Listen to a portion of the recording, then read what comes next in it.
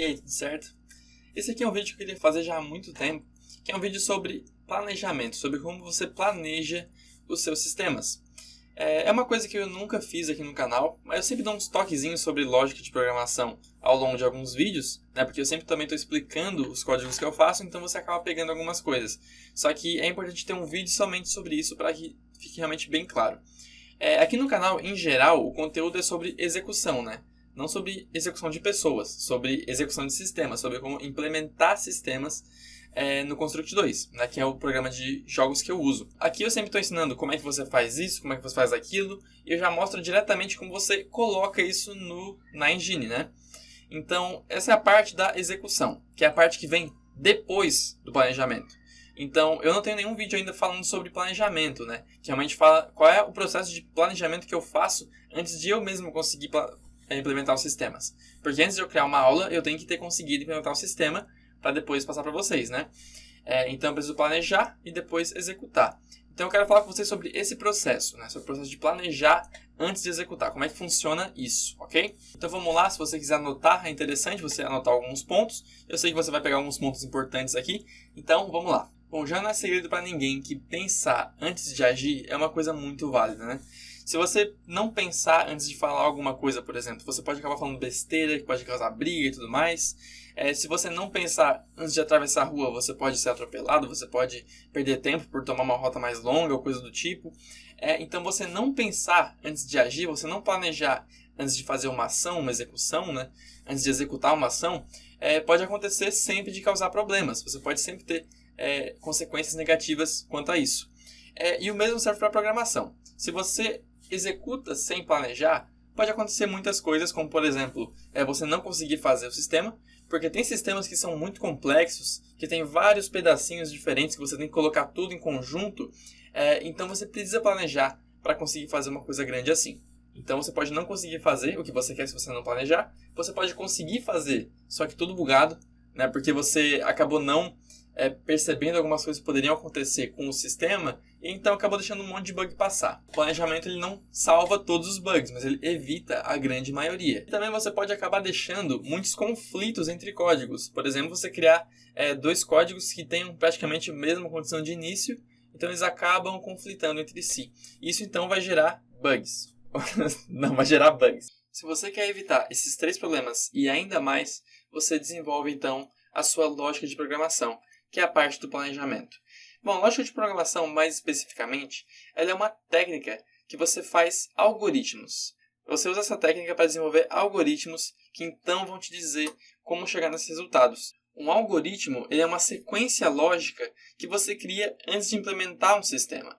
Então, antes de você criar alguma coisa, por exemplo, você quer criar um sistema de tiro no seu jogo, você vai então criar um algoritmo, que é então criar uma sequência de passos que você vai ter que executar, como se fosse uma receita de bolo mesmo, para você conseguir executar bem esse sistema e conseguir implementar ele da melhor maneira.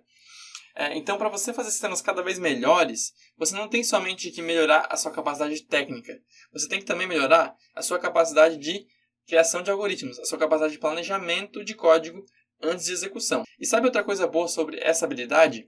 É que ela é uma habilidade que se transfere para todas as áreas da programação. Então, se você tem uma boa capacidade lógica de criar algoritmos, de criar passos a passos, sequências lógicas para você implementar sistemas, você vai poder fazer isso no Construct 2, no Unity, na Unreal, no Game Maker, em qualquer lugar, até para desenvolver aplicativos. Porque você vai ter capacidade de desenvolver sequências de lógica que poderão ser seguidas. E aí, então, só basta você seguir essa sequência na linguagem de programação de cada engine. Então, não existe uma coisa como lógica de programação para Unity ou lógica de programação para Construct 2. Se você souber lógica de programação, se você souber desenvolver algoritmos, você vai conseguir desenvolver códigos para essas duas engines e para todas as outras. Então, quando você não consegue programar alguma coisa, assim como eu falei no primeiro ponto lá, de não ter planejamento pode acontecer, de você não conseguir programar alguma coisa, às vezes acontece isso não porque você não tem conhecimento técnico suficiente nesse motor. Você talvez sabe as coisas, os elementos que você tem que usar para fazer tal coisa. Só que você talvez falte conhecimento em lógica, em conseguir fazer um passo a passo adequado para você conseguir implementar esse sistema. Então agora vamos falar sobre como você faz esse passo a passo, como você cria um algoritmo para você seguir, então conseguir implementar alguma coisa, ok?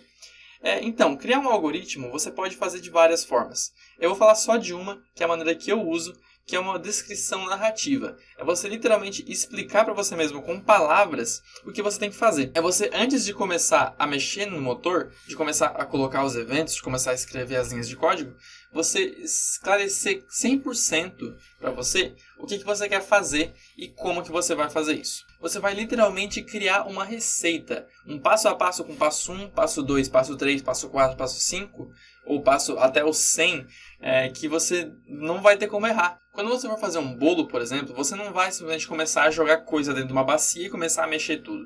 Você vai seguir uma receita. E quando você segue uma receita, a coisa se torna muito mais fácil. Leve, por exemplo, o preparo do bolo seria como a implementação de um código, certo? Então, se você for implementar o código ou preparar o bolo, jogando coisas aleatórias, esperando que funcione, ou testando várias coisas e se frustrando bastante, você vai acabar se estressando e vai chegar nesses 3 problemas ali, de não conseguir, de ter bugs ou de ter conflitos nos códigos. Mas se você segue uma receita que você mesmo criou ou que outra pessoa criou para fazer esse bolo, se torna muito fácil. Porque o que você tem que fazer é só executar os passos. Você tem que primeiro fazer o passo 1, depois o passo 2, depois o passo 3 e por aí vai, né? Então, como é que você faz esse passo a passo? Esse passo a passo ele é criado de sistema para sistema. Você vai criar, em cada sistema que você for fazer, você vai criar um passo a passo. Eu faço os meus passo a passo de cabeça. Porque quando eu estou programando alguma coisa, eu já estou com esse pensamento nessa coisa, então eu acabo não precisando escrever, porque já está aqui na cabeça, está bem fresco, porque eu estou focado nisso. Mas se você achar necessário escrever um passo a passo, quando você for fazer, é interessante também. Então eu começo os passo a passo de uma maneira geral. Primeiro eu falo de maneira geral o que eu quero fazer.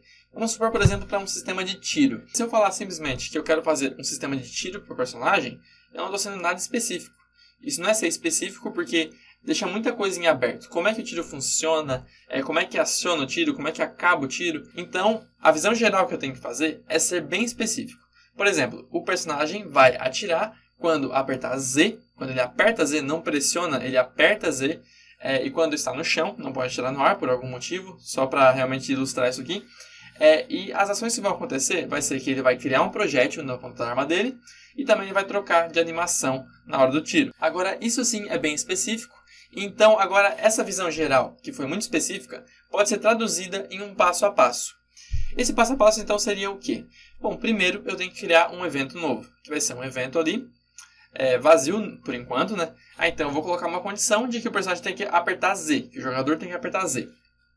Então ele aperta Z, então tem mais uma condição, que seria o terceiro passo então, que é ele não estar no ar, ele precisa estar no chão, então estar no chão é não estar no ar. O quarto passo seria colocar uma ação de criar um projétil na ponta da arma dele. E o quinto passo então seria mudar a animação, certo? Então aquela visão geral eu traduzi em 5 passos, né? Criar um evento, colocar a condição 1, condição 2, ação 1, ação 2. Muito simples.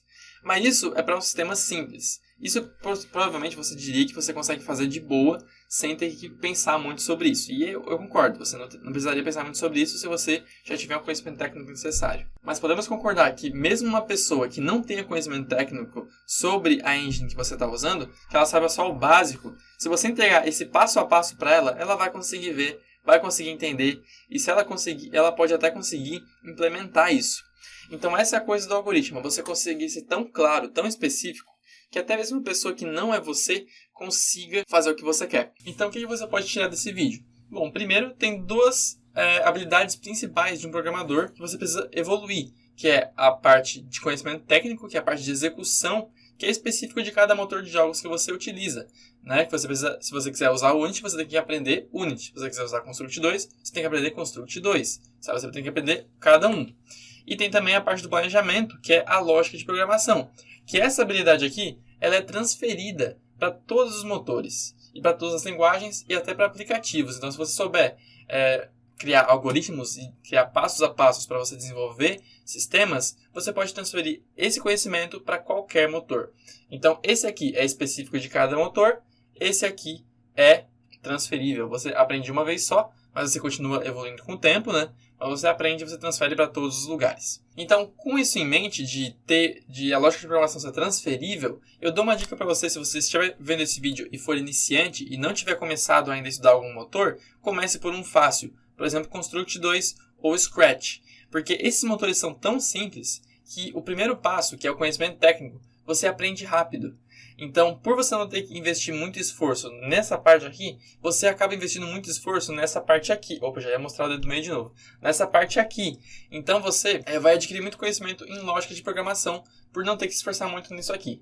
Né? Porque Unity, às vezes, você fica tanto tempo se esforçando no conhecimento técnico, na linguagem de programação, em todas as features, né, que a engine tem, e você acaba se perdendo e não conseguindo estudar muito a lógica de programação. Então, esses passos a passos que você cria, você fica cada vez melhor conforme você for praticando. Quanto mais você cria algoritmos, quanto mais você cria visões gerais e passos a passos, você vai ficando melhor.